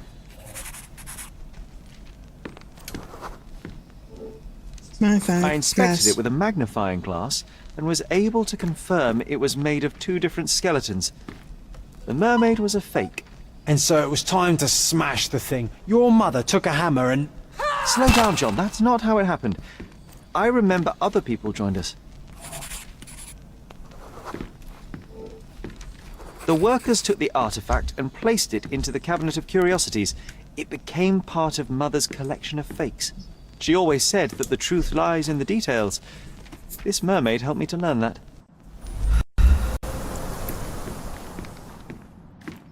We did it. Ah, yes. My mother's studio. She was an authenticator, and this was her cabinet of curiosities. I never saw the point.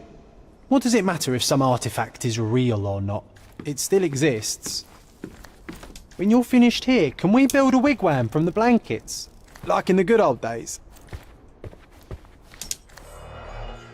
Oh dear.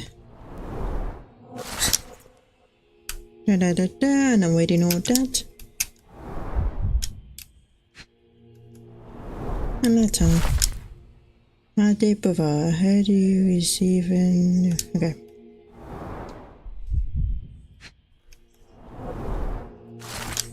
Clearly, it was deliberately torn. I wonder why someone would do that. The Tulpa, Studies in Tibetan Mentalism. An impressive number of bookmarks. Someone was rather obsessed with this subject.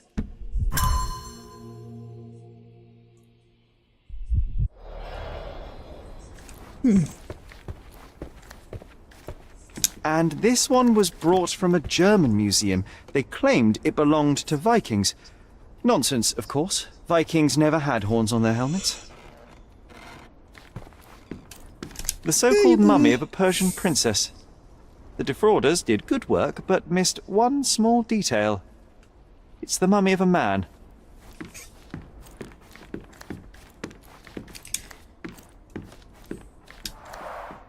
Look, it's Roger. This jolly old man's well preserved. Even looks refreshed.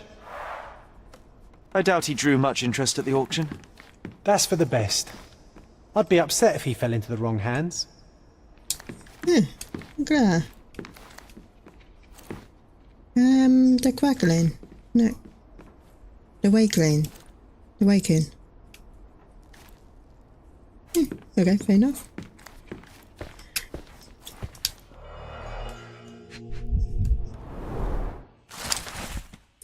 The home pieces has my difficulty. Okay. Carefully opened. Dated 24th of April, 1869. Minecraft. So many calling cards. Mycroft liked to keep useful people at hand.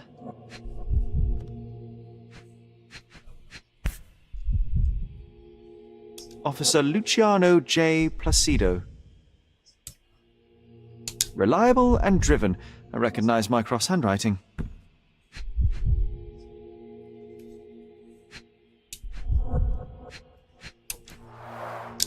This drawer was always closed. Only Mycroft knew how to open it. I remember we tried to break it open and spy on him, but alas, had no success. Maybe today's the day. Oh, Sherry.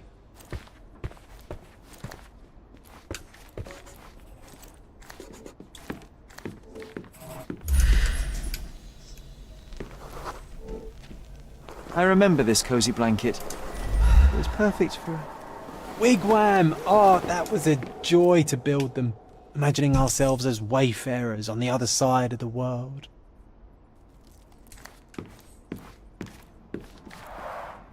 One of the most ridiculous fakes I ever saw. Its owner insisted it was a polar bear. He thought the white paint on the brown fur wasn't noticeable.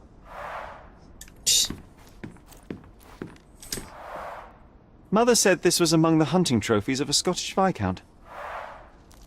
So he tried to persuade everyone that his forest was inhabited by these beasts. It would have been thrilling if it were actually true.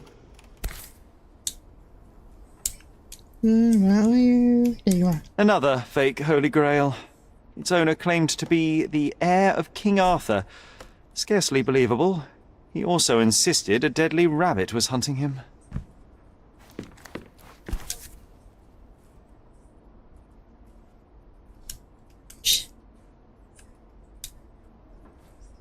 Watkinson and Holman, Chapter One, by Wallace D. Oram. Oh, Mycroft. He always acts so serious, but then reads tripe like this.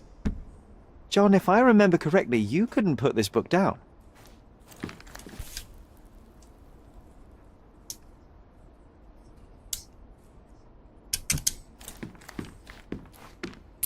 I'm gonna take it outside.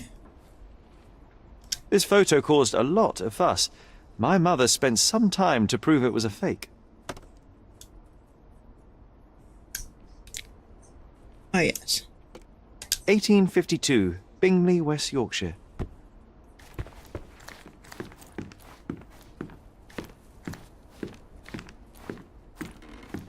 Yeah, but that's safe. Okay.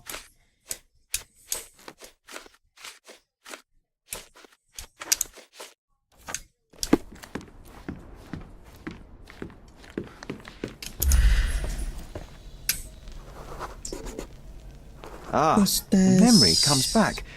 We snuck about watching him. He closed the drawer and went to the hall. We were like two shadows crawling behind him.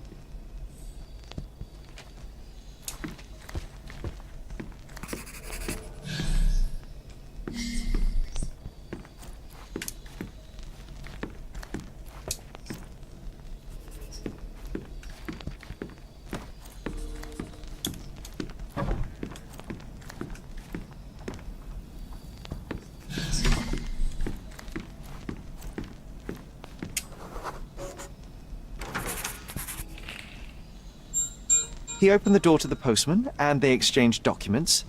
If it was a real postman, of course.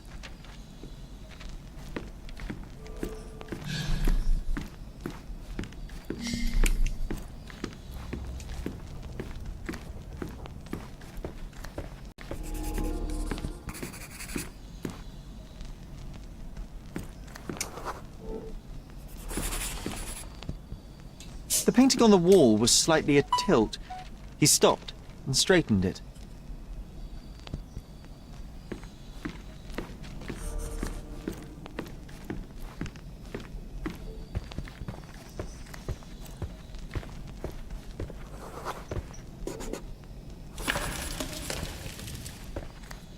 Then he threw some logs into the fire and sat in his armchair to read. It's as boring now as it was then. I'm sorry, Sherry, but I think that's it. Wait, John, we never use the fireplace in the mornings. What if... Okay. A bit of juniper in the fireplace created a soothing atmosphere.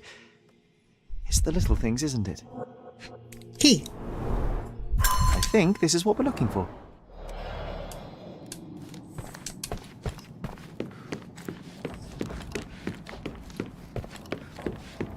I found a key.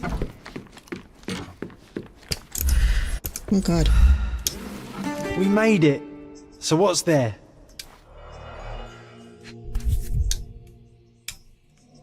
Single malt whiskey. Mycroft's favourite. Gifted by Queen Victoria herself. Fancy. Otto Richter.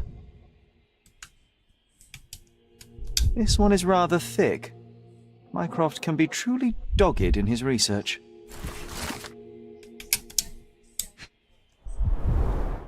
Dossiers on the most influential people on Cordona. Mycroft always had a habit of building files on everyone he met.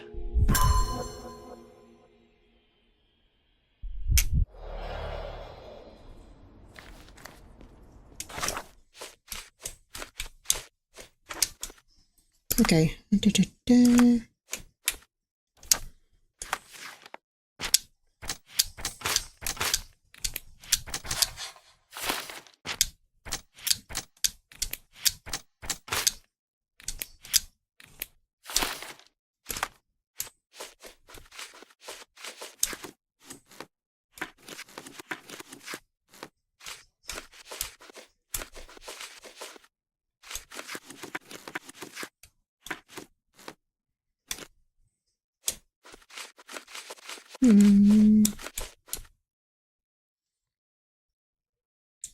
I spent much that day. I'm back.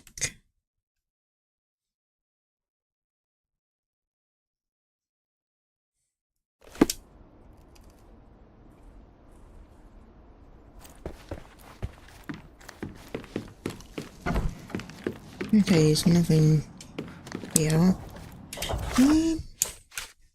There it is. The time. I know.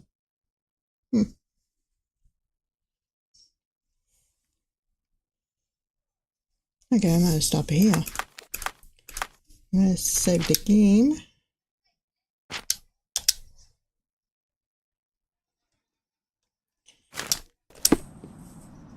Anyway, hey. What day is it? Tuesday. Okay, I'll stream tomorrow, but Thursday and Friday, I'm gonna have a day off. Because Thursday I'll be busy.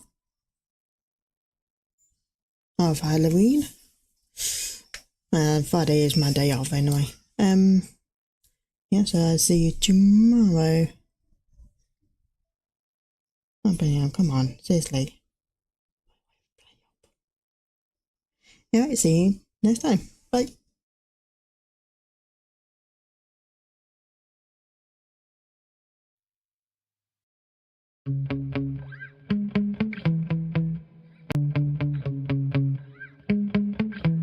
Yeah. Sometimes I get so mad, there's no controlling me. I get so bad, I'm like, I might grab a bat, I don't know, my wrath, my blood boils over like, oh God, here goes. I lost all feeling from my head to my toes. You said some shit that I can't let go, so just stay tuned for the rest of the show. So have you ever felt betrayed? Switches how you see things, realize something needs change. Cause I know you got me f***ed up, let me show you what's up. Cause enough is enough. I'll take a face full of pavement just to make a statement. I know there's no turning back. Oh God, adrenaline wasted, so mad I can taste it. I know there's no turning back. I'll do what it takes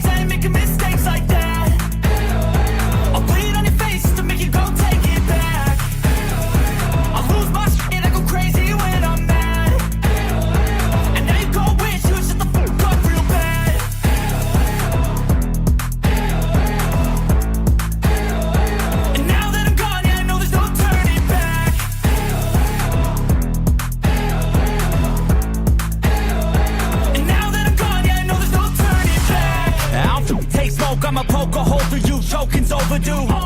Come at me and you won't get any older, dude. Crack your holder too. Heating up inside of me, blood so violently. Thanks for trying me.